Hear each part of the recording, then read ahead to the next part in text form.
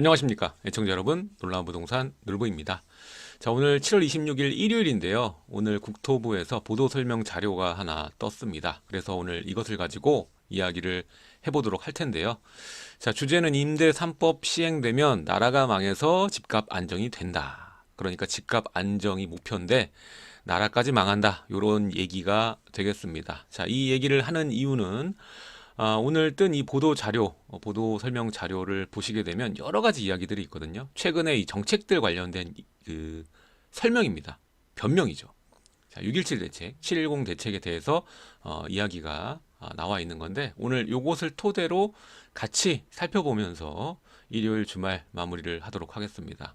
원래 오늘 이 공덕 SK 리더스 뷰 사전점검 행사 갔다가 쉬려고, 피곤해서 쉬려고 그러는데 또 요게 자료가 떠가지고 가만히 있을 수가 없겠더라고요. 국가는 국민에 앞설 수 없습니다. 국민이 먼저입니다. 그렇다면 국민 전체의 소리를 들어야죠. 전체의 입장을 생각해야 됩니다. 근데 요즘의 국가는 그렇지 않은 것 같습니다. 이 보도 설명 자료만 봐도 그렇거든요. 그래서 제가 가만히 있을 수 없었습니다. 시청하시기 전에 좋아요와 구독하기 부탁드리겠습니다.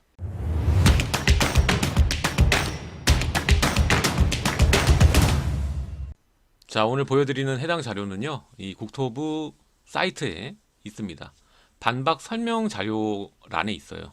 자, 정부는 최근 주택시장 안정을 위한 관리 방안 6.17 대책, 그리고 주택시장 안정 보완 대책 7.10 대책을 발표하고 임차인의 주거 안정을 위한 임대차 3법 도입을 추진하고 있습니다. 자, 주택시장에 대한 투기 수요 유입을 차단하고 실수요 중심으로 공급을 확대하려고 합니다. 자, 실거주를 위한 1주택자는 보호한다라는 원칙 아래 단기 투자, 갭 투자, 다주택 보유자 등의 불로소득을 환수하는 시스템을 갖추고 충분한 주택 공급에 대한 불안감을 갖지 않도록 할 것입니다. 아울러 임대차 3법 도입으로 임대인과 임차인 간의 균형 잡힌 권리 관계를 만들고 전월세 시장의 안정을 도모하려는 것입니다. 자, 이게 첫 장인데요. 자, 나오죠. 지금 6.17하고 7.10 관련해가지고 집회가 벌어지고 있고 생각보다 지금 커지고 있습니다, 일이. 지금 실시간 계속적으로 검색어에, 네이버에 올라가고 있죠. 어제도 나라가 네 거냐, 요게 막 올라와 있었죠. 그래서 하루 종일 실시간 순위에 올라 있었는데, 자, 이게 사태가 점점 심각해지고 커지니까는 이거를 의식하고 이 자료를 내놓은 것 같습니다. 자, 이 글귀들을 읽어보면은 열받는 분들이 있을 거고, 당연히 이렇게 돼야 된다 생각하는 분들로 양분될 것이라고 생각이 되는데요. 일단은 정부에서는 이 단기 투자, 갭 투자, 다주택 보유자들, 이런 분들이 이 사회의 악, 적폐 세력이다라고 생각하고 이것들을 못하게 막고 환수해야 된다라고 얘기를 하고 있습니다. 그렇죠? 근데 이것들이 가능했던 이유가 뭘까요? 이 다주택자들이 왜 다주택자가 될 수가 있었을까? 그리고 왜 갭 투자를 할 수 있었을까? 왜 단기 투자를 할 수 있었을까? 왜? 척법하니까. 불법이 아니지 않습니까? 실거주하는 1주택자나 임차인들은 국민이고, 그동안 열심히 뼈가 빠져서 대한민국 이렇게 만들어 놓으신 우리 어르신들, 누구보다 열심히 해서 월세 받을 수 있는 집 하나 더 만들었던 이 다주택자들이 적폐입니까? 물론 이분들이 모두 착한 분들이라고 말하진 않겠습니다.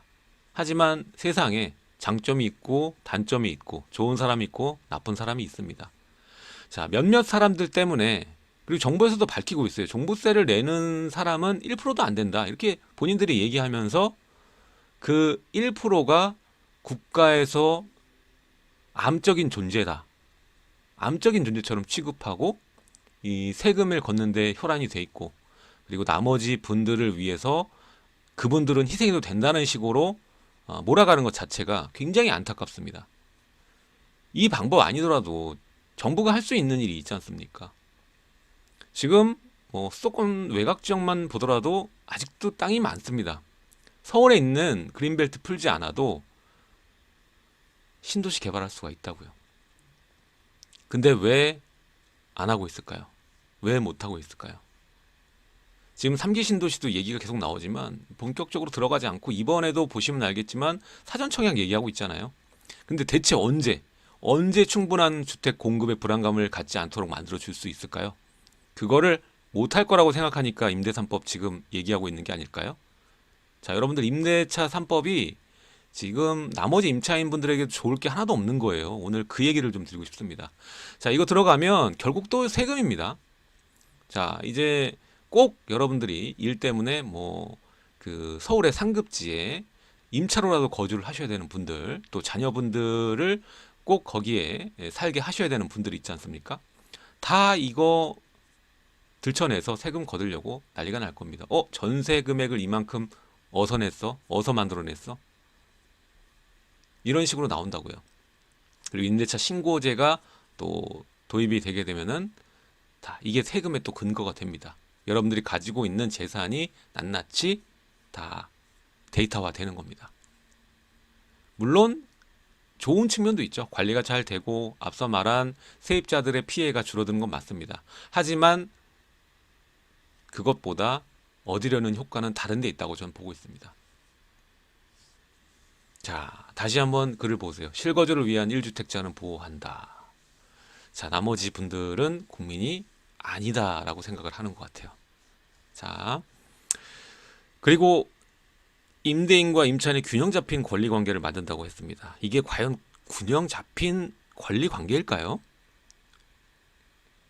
자, 임대인들의 의무상을 이렇게 늘려버리는데 임차인들이 거주할 공간이 많이 나오겠습니까? 임대차 3법이 도입이 되면 누가 집을 사서 임대를 놓겠습니까? 점차적으로 임대 물량은 줄어들 수밖에 없습니다. 기존에 있던 물량도 그냥 빈집으로 냅두거나 아니면 월세로 바꾸거나 본인이 들어가 살거나 이런 식으로 물량이 줄어들 이유만 커지는 거지 물량이 늘어날 원인은 절대 아니죠. 상식적으로 생각을 해보세요. 임대차 3법이 들어가는데 이게 어떻게 균형 잡힌 권리 관계가 만들어지겠습니까? 임대를 왜 놔요? 전세가 사라질 것입니다. 이게 이대로 이어지면 전세가 우리나라에서 없어질 수 있겠죠.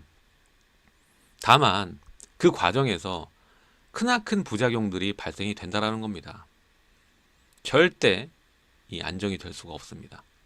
자, 둘째, 이번 대책으로 보유세 부담이 증가하는 대상은 다주택자에 한정됩니다. 자, 이게 이번에 증세 때문에 다주택자만 세금이 늘어난다는 식으로 프레임을 짰지만 사실 재산세도 상당히 많이 올랐죠.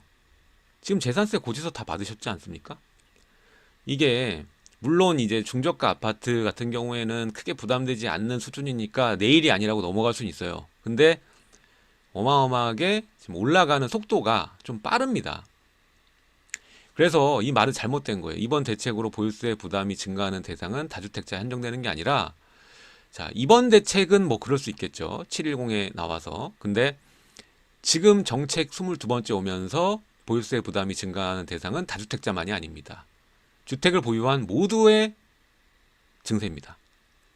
자, 1주택자에 대한 종합부동산세 인상은 116 대책에 발표된 0.2, 0.3% 수준이며 그러니까 이거는 1216 대책으로 올라간 거고 이번 대책으로 보유세 부담이 증가하는 대상은 다주택자다라는 거예요. 말장난도 아니고 그렇죠? 장난치는 것 같죠?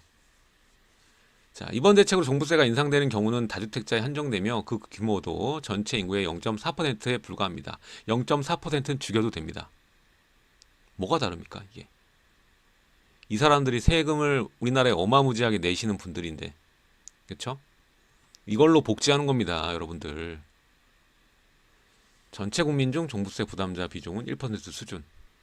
이분들이 뭐 몇 천씩, 몇 억씩 내니까 그걸로 복지하고 여러분들 뭐 20만 원, 40만 원씩 받는 거 아닙니까? 이분들을 아주 그냥 악마로 묘사하고 있어요, 지금. 희생시켜도 되는 것처럼. 그렇죠? 이러면 이민 갑니다, 이민. 지금 이민 준비하시는 분들도 제 주위에 되게 많아요. 자, 셋째, 임대 등록 제도 개편으로 접법 사업자가 피해를 보지 않도록 할 것입니다. 이미 피해를 엄청나게 보고 있죠. 오락가락 제도 개편으로 인해서. 자, 분명히 지난 이 8.2 대책에는 그 임대 등록 유도를 그렇게 해놓고서는 이후에 다 손질하고 그리고 지금 상황에 이르렀죠. 자, 주택시장 안정 보완 대책 2020년 710 대책에서 밝힌 바와 같이 향후 폐지되는 유형 자기들이 만들고 폐지되는 거 사과 한마디가 없습니다. 실수했습니다. 죄송합니다. 한마디도 없어요. 유튜버들도 요즘에 사과 영상 유행이잖아요. 근데 사과도 없습니다. 잘못할 수도 있지 뭐 이런 거예요. 잘못은 내가 아니야. 지금 투자하신 투기꾼들입니다. 뭐 이렇게 얘기를 하죠. 그 지금 1%, 0.4% 얘기했죠. 걔네들을 희생시켜야 된다. 계속적으로 프레임이 똑같아요. 자, 4년 단기 없어지죠. 그리고 8년 아파트 장기 일반 매입 임대 없어지죠. 자, 여기에 대해서는 최소 임대 의무 기간 경과 즉시 자동 말소. 이게 웃긴 거예요. 예. 자동 등록 말소 및 임대 의무 기간 내에 임대 사업자 희망시 자발적으로 등록 말소를 추진하되 그간 등록 사업자의 공적 의무를 준수한 적법 사업자에 대해서는 이미 받은 세제 혜택을 추징하지 않고 당연한 거 아닙니까? 추징하면 난리가 나야죠. 이건 추징하면 자기들이 불법이야. 추징하지 않고 등록 말소 시점까지는 기존 세택 해제 혜택을 유지할 예정입니다. 당연한 거죠. 당연한 얘기를 왜 하고 있어? 뭐 선심 쓰듯이. 이거 되게 이게 무슨 공적 자료인 게 저는 의심스러워요. 어떻게 이렇게 논리가 없는지. 자, 아울러 임대차 3법 도입 등에 따른 일반 임대인 간의 혜택 형평성 고려. 이제 임대차 3법 있으면 임대사업자가 무슨 필요해요? 똑같은데. 없죠. 필요가 없지. 이제는 전세를 빨리 들어가셔서 그걸로 권리금 받으면 그게 재테크예요.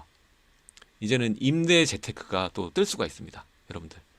좋은데 투자하셔서 지금 뭐 무주택자분들 전세자금 대출 풀로 나오죠. 그거 받으셔가지고 재테크 하시면 될 것 같아요. 이거 들어가면. 자, 등록주택 거주 임차인 보호 강화 필요성에 따라 전체 등록 임대주택에 대해서 임대보증금 보증가입 의무화를 추진하고 있습니다. 자, 이것도 임차인들이 보증가입을 하는 건데 임대인들이 임차인 보호 강화 필요성이 있으니까 임대 놓는 사람이 해라. 그러면은 임대 물량이 줄어들 수밖에 없겠죠. 너무 부담스럽거든. 지금 이게 국가에서 하려면 이 보증금 보증 가입 금액 자체를 줄여줄 테니까 아니면은 임대인들 세금을 내가 공제를 해주겠다. 이런 식으로 가입을 시켜야 되겠죠. 근데 그게 아니라 세금은 다 거둘 거야. 근데 임대 보증금도 너네가 내. 요런 겁니다. 지금. 자, 물론 나중에 세금에서 뭐 깔 수는 있겠죠. 공제를 해줄 수는 있겠지만 지금 뭐 확실한 가이드라인은 나와 있는 상황이 아니기 때문에 참 부담스럽습니다. 이게 금액이 한두 푼이 아니거든요. 많이 들어갑니다. 자, 그래서 지금 임대인들에게 이런 걸 씌우면 또 임대 물량 공급 줄어드는 소리다. 그 정도로만 아시면 될 것 같습니다. 다만 기존 사업자는 개정 즉시 적용되는 신규 사업자 달리 보증가입 의무 준수를 위한 준비, 관련 기관들의 상품 마련 등의 준비 기간이 필요하기 때문에 그러니까 3법이 도입된 이후에는 무조건 임대 보증금 보증 가입이 들어가야 된다는 거예요. 그러면 이제 누가 집을 사서 임대를 놓겠습니까? 안 놓죠. 지금 노리는 게 뭔지를 정확히 모르겠어요. 이렇게 임대차 3법 들여가지고 주택을 못 사게 하려고 하는 건지 아니면 세금을 거두려고 하는 건지. 그래서 여기 또 나왔습니다. 사실 이게 뭐 23번째 정책인지 헷갈릴 정도로 디테일이 있어. 법 개정 후 1년간 시행 유예 기간을 두고 그 이후 임대차 계약 갱신 또는 임차인 변경 시부터 보증 가입을 적용할 계획입니다. 이거 뭐 대책 아닙니까? 이렇게 하겠다고 얘기하는 거 아니야? 자, 개정 후 1년간 유예 기간을 준다고 합니다. 그놈의 유예 기간 지겹기도 합니다. 다 뭐만 하면 6개월 1년간 유예 기간 주고 유예 기간이라는 소리 들어가면 그 뒤에는 무조건 폭등. 자, 이건 임대니까 임대가 폭등이랑 관계가 있는 얘기겠죠. 자, 그리고 넷째, 임대차 3법은 집주인의 거주 이전 자유를 침해하지 않습니다. 그러니까 많은 분들이 임대차 3법에서 또 오해를 하고 있습니다. 설명해 드릴게요. 요거죠. 그러니까 임대를 놨다가 집주인이 들어가고 싶으면 다시 자기 임대돈 집에 들어가고 싶으면 그거는 가능하다. 뭐 이런 얘기를 하는 것 같아요. 자, 국가는 국민의 재산권을 지켜야 될 의무와 함께 경제적 약자인 임차인을 보호해야 될 헌법상의 책무가 있습니다. 자, 지금 우리나라 인구 중 절반에 가까운 42%가 임차인이나 현행 임대차 보호법상에 보장되는 거주기간은 2년으로 짧다. 임대료 급등 걱정이 항시 노출되어 있어 국가 차원의 제도적인 지원이 필요한 시점입니다. 이것 때문에 임대사업자 만든 거 아닙니까? 그렇죠? 근데 이제 와서 임대사업자 폐지하고 있는데 반대되는 일을 하고 있는 거 아닙니까? 자, 임대차 3법이 도입된다면 임대사업자 필요 없지. 임차인이 원하는 경우 임차 거주기간을 연장할 수 있게 되고 계약갱신 청구권 이게 2 플러스 2가 될지 뭐 2 플러스 2 플러스 2가 될지 평생이 될지 모르겠죠. 임대료 인상률도 예측할 수 있게 돼서 상한제 5% 기존보다 안정적인 주거를 영위할 수 있게 됩니다. 안정적인 것을 떠나서 더 이상 돈을 열심히 벌 필요가 없어지는 거죠. 예? 자본주의에 반하는 거 아닙니까? 이게.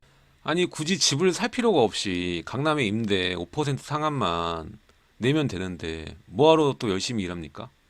중요한 건 우리나라 자본주의지 않습니까? 그럼 뒤로 이제 권리금 얘기 나온다니까요, 무조건. 임차인 재테크 나옵니다, 무조건. 이제 임대인들은 세가 되고 이제 물량이 없는 거지. 그럼 더더욱이나 재테크의 수단으로 희소성이잖아요.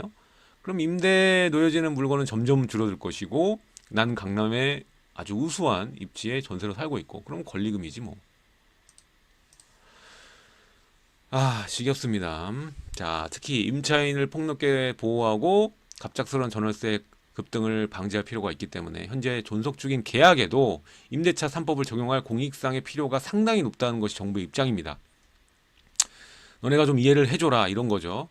지금 소급 적용을 해야 된다 이 얘기를 지금 하고 있는 겁니다. 자, 그리고 임대차 3법이 도입된다고 해도 집주인이 임대차 계약갱신 시점에 직접 거주를 원하는 경우에는 아무런 제약 없이 거주할 수 있어야 한다는 것이 정부의 입장입니다. 그러니까 본인이 거주를 하는 경우에는 이게 종료가 된다라는 것이죠. 유일한 해결책입니다. 정부가 이제 가이드라인을 주는 거예요. 임대차 3법 도입에 대해서 피하고 싶다면 본인이 직접 거주해라 이거죠. 지금 현재 국회에 발의되고 있는 개정안 중에도 이와 같이 집주인 실거주 계약갱신 청구에 대한 거절 가능 사유로 포함하고 있는 안들이 이미 있습니다. 자, 이건 확실히 얘기가 나온 건 아니니까 나중에 봐야겠죠. 자, 그리고 향후 국회 논의 과정에서 임대차 3법이 임대인 재산권과 임차인의 주거권 간에 균형 잡힌 제도로 입법될 것이라고 기대합니다. 자, 이렇게 이 내용들 봤는데요. 자, 일단 정부는 이 자본주의에 대한 개념부터 다시 잡아야 되지 않나. 지금 우리나라에서 중요한 게 부동산보다 더 중요한 게 지금 산업 붕괴거든요. 앞으로 먹거리가 없습니다, 우리나라. 굉장히 심각한 거예요. 반도체 하나 빼고 지금 다 작살냈잖아요. 반도체도 지금 보장이 없습니다, 여러분들. 현재의 위기를 이겨낼 수 있는 것은 미래에 대한 산업 투자와 개발입니다. 지금 많은 경제에 대한 정책들, 규제들 이런 것들이 개선이 돼야 되는데 다 계류되어 있어요. 이 부동산에만 지금 집중해서 이렇게 포화를 날리고 있으니 지금 글로벌 경제에서 살아남기 위한 것은 국민이 단합하고 그리고 서로 선의의 경쟁을 통해서 발전, 국가 경제가 발전돼야 되는데 경제가 무너지고 있습니다, 여러분들. 모든 산업이 가라앉고 있고 시간이 많지 않습니다, 여러분들. 지금 한강의 기적, 여러분들 우리나라 잘 살게 된 게 지금 불과 한 뭐 3, 40년대밖에 안 됐습니다. 그 전에 우리 먹고 사는 걱정했잖아요. 지금 먹고 사는 걱정하는 사람 있나요? 그렇게 많지 않죠. 마찬가지로 한강의 기적으로 빠르게 갈 수가 있습니다. 빠르게 망가질 수가 있어요. 자, 거주 안정 꼭 필요하죠. 근데 거주 안정이 꼭 임대인들을 괴롭혀서 만들어지는 건 아닙니다. 공급이 많으면 자연스럽게 해결됩니다. 임대인들이 알아서 내립니다. 자본주의니까요. 자, 그리고 이 자본소득이 불로소득이라고 얘기를 하고 있죠. 이 자본주의에서 자본소득이 불로소득이면 누가 열심히 일합니까? 그렇죠? 결국에는 열심히 일해서 진짜 좋은 차 타고 좋은 집 사고 좋은 옷 입고 호의호식하고 싶어가지고 열심히 경쟁하고 돈 버는 거 아닙니까? 결국에 그 중에서 가장 많은 자본이 들어가는 재화가 집입니다. 자, 지금 많은 분들이 강남 집값 올라가는 거 보고 너무 많이 올랐다, 비싸다, 뭐 더 쳐서 뭐 마용성 같은 경우까지 뭐 비싸다고 얘기하시는데 나머지 외지역들, 외곽 지역이나 수도권 지역 보면 아직도 저렴한 주택들 세고 셌습니다. 여러분들 그냥 열심히 일하셔가지고 노동소득 올릴 생각을 하셔야지. 집값이 싸질 생각을 하시면 우리나라 경제에 발전이 된다고 생각하십니까?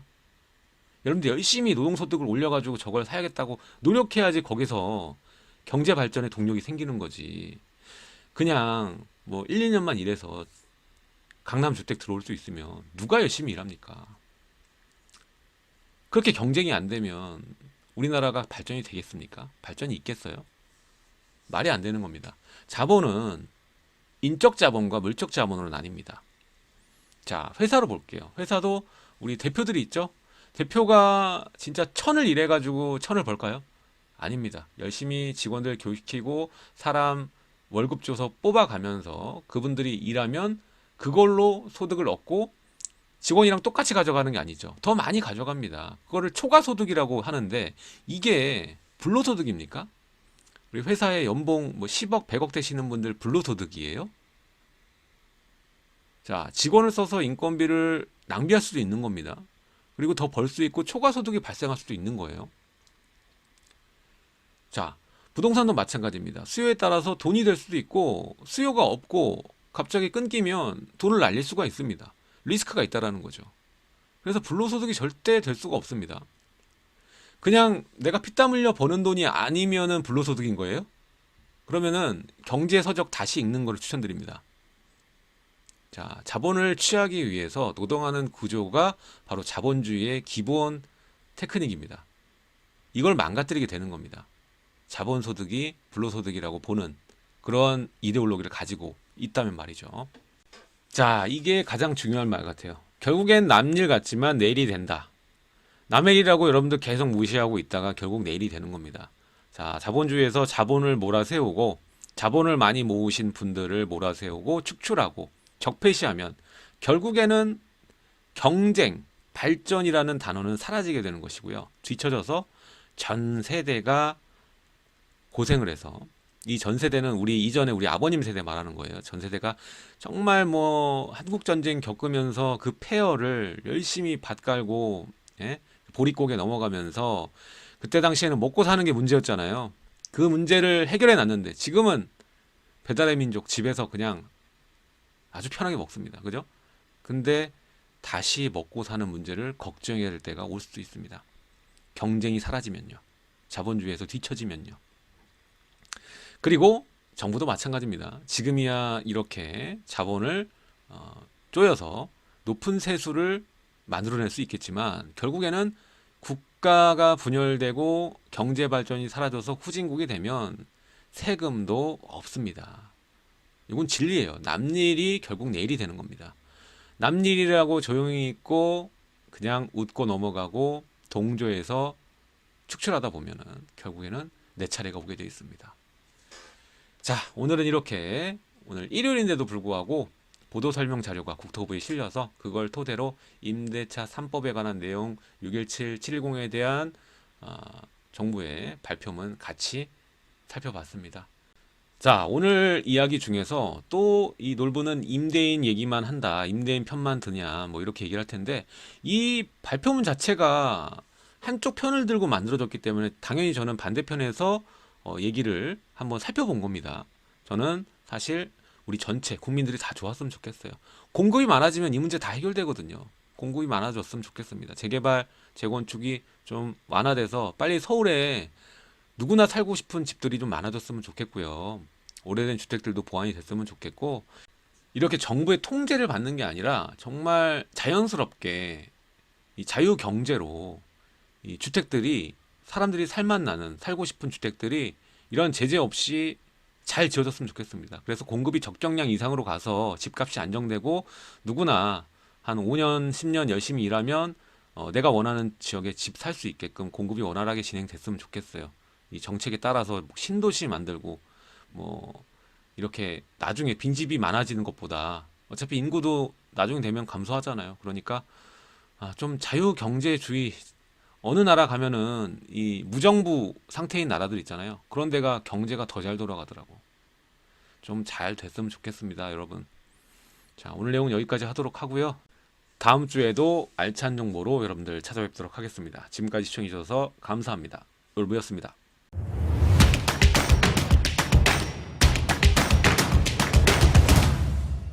감사합니다. 여러분들의 성원 덕분에 저의 신간 놀부의 부동산 DNA가 베스트셀러에 뽑혔습니다.